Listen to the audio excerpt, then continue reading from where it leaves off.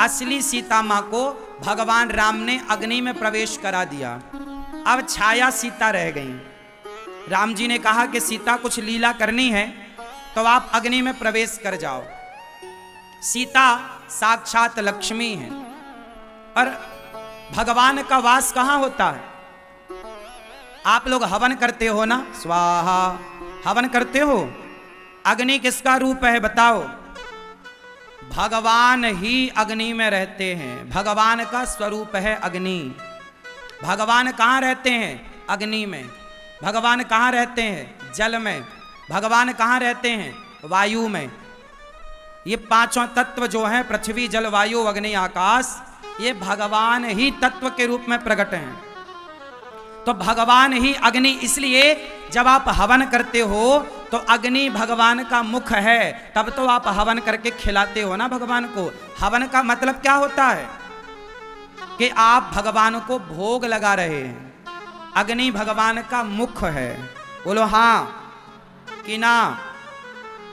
हवन कुंड में खीर बना के डाली जाती है कि नहीं? तो खीर तो मुंह में ही डाली जाएगी ना। तो इस भाव से हवन किया जाता है कि प्रभु हमारे इस पदार्थ को स्वीकार कर रहे हैं। बात समझ में आई? तो अग्नि भगवान का स्वरूप है। तो जब अग्नि भगवान का स्वरूप है तो भगवान की पत्नी तो अग्नि में वास करेंगी, इसमें क्या है? तो माता सीता अग्नि में वास कर गई, अग्नि में प्रवेश कर गई। और वो शक्ति है, कोई सामान्य महिला तो है नहीं। माता सीता अग्नि में प्रवेश कर गई। उस समय एक दूसरी सीता आ गई, छाया सीता, जिनका नाम था वेदवती। क्या नाम था? जोर से। इनकी भी एक कथा है, जरा सी सुना दूं आपको।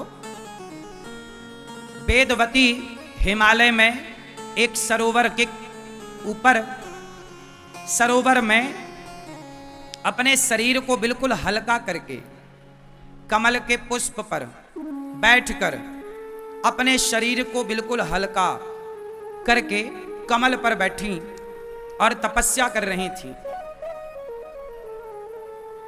माता वेदवती। रावण आया और वेदवती तपस्या कर रही थी, तो वेदवती को देखकर रावण बहुत प्रभावित हुआ। वाह कितनी सुंदर माता वेदवती, बड़ी सुंदर। ये वेदवती कौन है? ब्रह्मा जी की बेटी वेदवती, बड़ी सुंदर। तो रावण ने वेदवती की तपस्या भंग करी और बाल पकड़ लिए। रावण को जो सुंदर स्त्री दिखती थी वो पकड़ के लंका ले जाता था। जब वेदवती के बाल पकड़े रावण ने तो बालों को, उतने बालों को काट दिया माता वेदवती ने। तूने मेरे शरीर के जिस अंग को स्पर्श किया काट दिया। और क्रोध में आकर माता वेदवती ने श्राप दिया, रावण तूने मुझे स्पर्श किया है,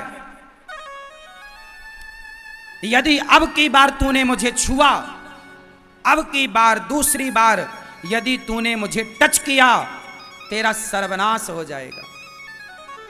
आज के बाद तूने किसी स्त्री को उसकी मर्जी के खिलाफ स्पर्श किया, तेरा सर्वनाश होगा।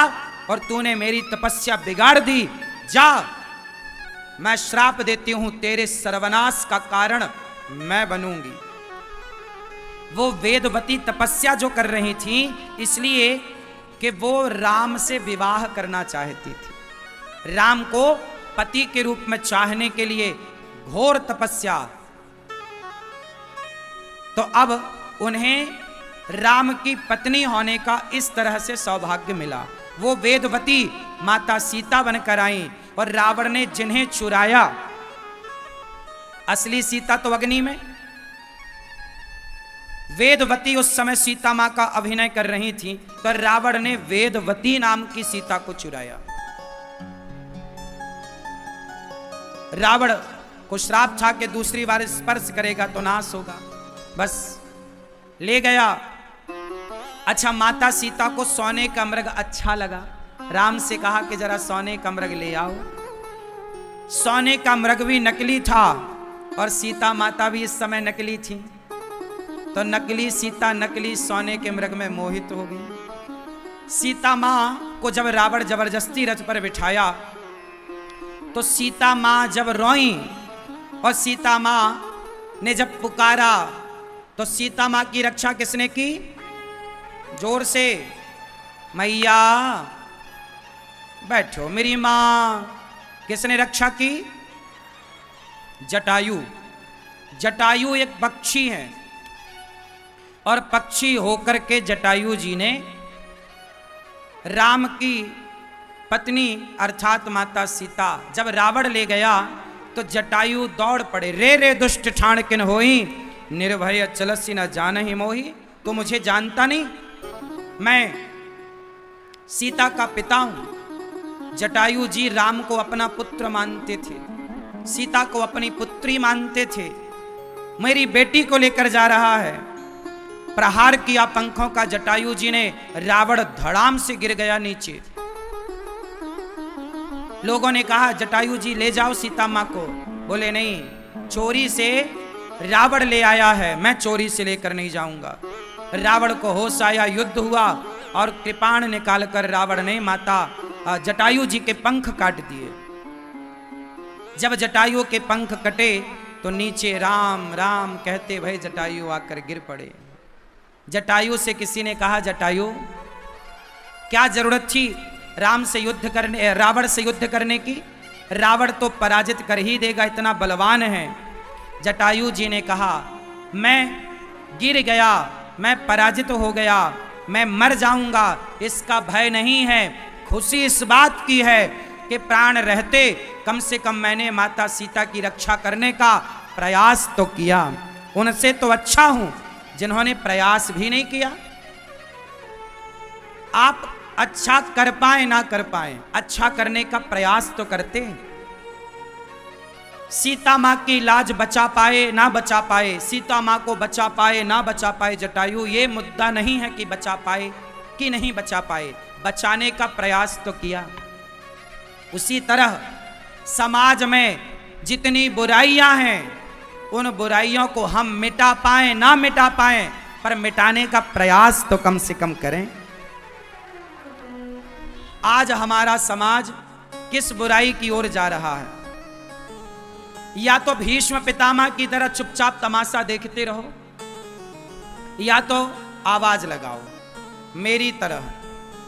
मैं आवाज लगाता हूं, हर बुराई को रोकने के लिए मेरी आवाज है। अब आप सुनो उस आवाज को, मानो उस आवाज को या मत मानो। क्या आवाज है मेरी, जरा सुनो।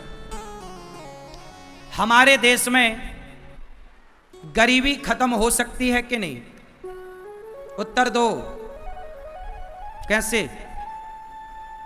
कोई प्लान है आपके पास? मेरे पास एक प्लान है।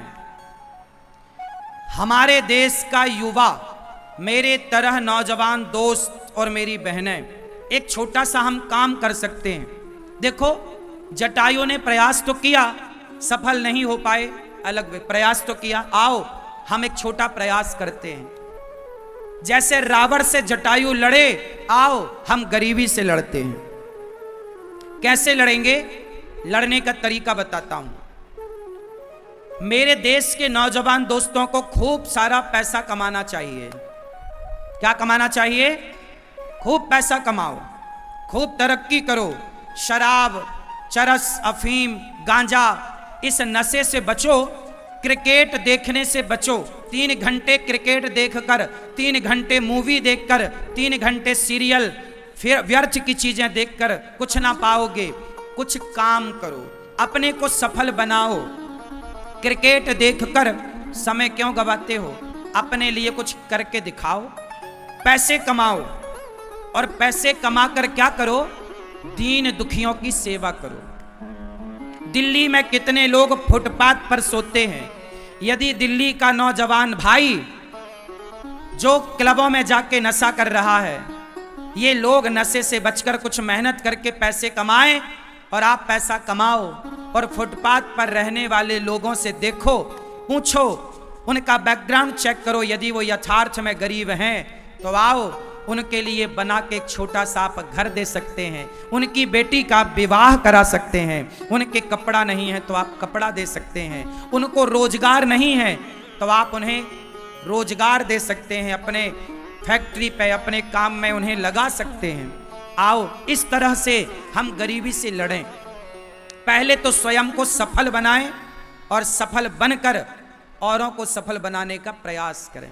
हम ही सफल ना हो, औरों को भी सफल बनाएं। देखो मेरी उम्र के लड़के दिल्ली में कुछ लड़के शराब पी रहे हैं, कुछ लड़के नशा इत्यादि कर रहे हैं, और मैं जिस उम्र के लड़के नशा कर रहे हैं उस उम्र में ये दास अनिरुद्ध फुटपाथ पर पड़ी वृद्ध माओं को उठा उठा कर मैं गौरी गोपाल आश्रम लाकर माओं की सेवा करता हूं।